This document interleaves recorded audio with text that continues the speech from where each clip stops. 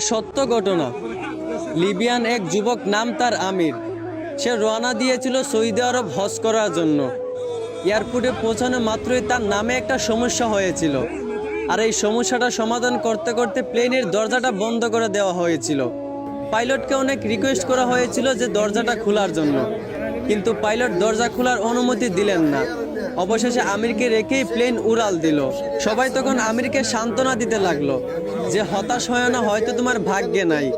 আমির তখন বলল, আমি হতাশ হই নাই, আমি মন থেকে খাঁটি নিয়ত করেছি, অবশ্যই আল্লাহ আমার এই আশা পূরণ করবেন। কিছুক্ষণ পর খবর আসলো যে প্লেনে একটা সমস্যা হয়েছে। আবারও প্লেনটা এয়ারপোর্টে ফিরে আসলো। এয়ারপোর্টে আসার পর প্লেনের সমস্যাটা সমাধান করার পর আবারও পাইলটকে রিকোয়েস্ট করা হলো দরজাটা খুলে দেওয়ার জন্য, কিন্তু পাইলট আবারও আমিরকে না নিয়েই প্লেন নিয়ে উড়াল দিল।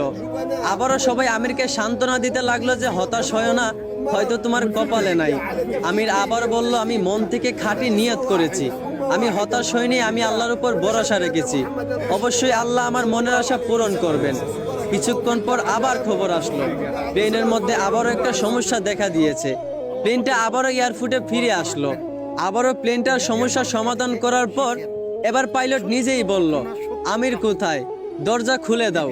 আমিরকে না নিয়ে আমি প্লেন নিয়ে উড়াল দিব না। তারপর প্লেনের দরজা খুলে আমিরকে প্লেনে উঠানো হলো। তারপর কোনো সমস্যা ছাড়াই প্লেন উড়াল দিয়া চলে গেল। পুরো বিশ্ব এই দৃশ্য দেখে অবাক হয়ে গেছিল। আসলে এইখান থেকেই বোঝা যায় যে একজন মুসলমানের খাঁটি ইমানের পাওয়ার কত। এইখান থেকেই বোঝা যায় যে আল্লাহর উপর ভরসা রাখলে অবশ্যই আল্লাহ সহায় থাকেন। আশা করি বুঝতে পারছেন। ধন্যবাদ।